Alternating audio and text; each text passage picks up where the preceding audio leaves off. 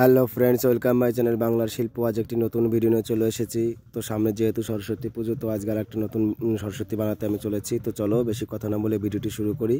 দেখো, প্রথমে মায়ের বডিটি লাগিয়ে নিলাম। বডিটি লাগিয়ে নিয়ে বা দুটি পা কোনো রকম লাগিয়ে নিচ্ছি। লাগিয়ে নিয়ে এবার আমি কোমরে মাটিটি করে নিচ্ছি। দেখো, যেহেতু কোমরটা এই পাশটা উঁচু হবে, অর্থাৎ মাজা ঘুরিয়ে এখানে মা বসে থাকবেন, তো তার জন্য কোমরটা উঁচু করে নিয়ে পায়ে ডান পা পাটা তৈরি করে নিচ্ছি। করে নিয়ে এবার ওপরের বুকটি তৈরি করছি। তো দেখো, বুকের ওপর দিকটা কিন্তু চওড়া হবে এবং যেখানে মাথা লাগবে সেখানে একটু মাটি আমি করে দিয়েছি।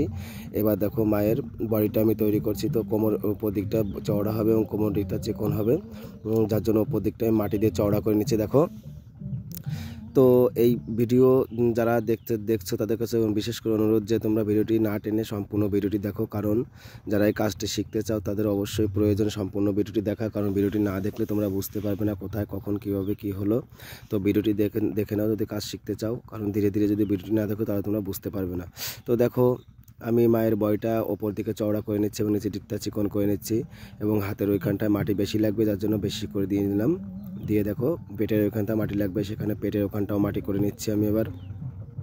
এবং খুবই আস্তে আস্তে করতে হবে কাজগুলি, ধীরে ধীরে না করলে কিন্তু কাজটি সুন্দর হবে না দেখতে। তো দেখো, আবার মায়ের উপরে বুকের উপরটা আবার সুন্দর করে মাটি দিয়ে নিচ্ছি। মাটি না দিলে এখানে উঁচু হবে না, উঁচু করতেই হবে অবশ্যই, উঁচু না করলে দেখতে ভালো লাগবে না।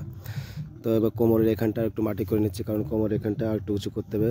তোমরা নিশ্চয়ই বুঝতে পারছো যে এখানটা একটু উঁচু করতে হবে, যার জন্য আমি মাটি করে নিচ্ছি। উপরটা আবার মাটি করে নিচ্ছি। কোমরের এখানটা দেখো, মনে হচ্ছে মাটা ঝুঁকে আছে, কিন্তু না, এটা ঝুঁকা নয়, এটা এরকম স্টাইলই হবে। এদিকে মা বাম দিকে তাকিয়ে থাকবেন।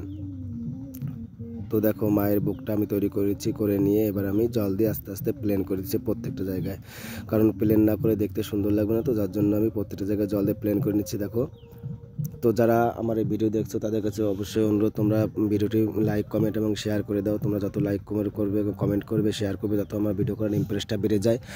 আর যারা আজকে নতুন এসেছো ভিডিওতে, তারা অবশ্যই সাবস্ক্রাইবটি করে দেবে। সাবস্ক্রাইব করে দেওয়ার পর পাশে থাকা বেল আইকনটি প্রেস করে দেবে, যাতে আমার সমস্ত ভিডিও তোমাদের কাছে সবার আগে চলে যায়।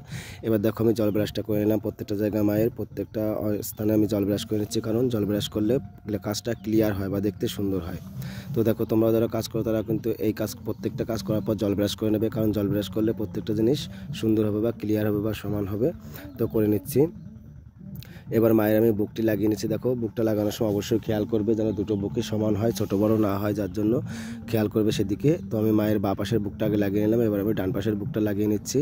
দেখো, একটা বুকও ছোটো বড়ো হবে না, কিন্তু দুটোই সমান হবে দেখতে। তো দুটো বুকে আমি তৈরি করে নিয়ে সেখানে জল দিয়ে প্লেন করে নিচ্ছি। এখানে একটু উঁচু কম ছিল মাটি, তো সেখানে একটু মাটি দিয়ে নিলাম। মাটি দিয়ে নিয়ে এবার দুটি বুকই সমান করে নিয়েছি।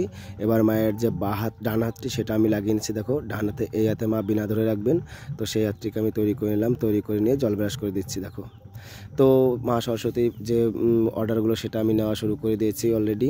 যারা এখনও অর্ডার দিতে চাও বা দাওনি তাদের কাছে অনুরোধ, তো আমরা যদি অর্ডার করতে চাও তাহলে অবশ্যই ডেসক্রিপশন বক্সে আমার নাম্বার দেওয়া আছে, সেখান থেকে তোমরা অবশ্যই কন্ট্যাক্ট করতে পারো বা হোয়াটসঅ্যাপ করতে পারো বা কন্ট্যাক্ট করতে পারো। দেখো, মায়ের এই পর্যন্ত আজকে কাজটি করলাম।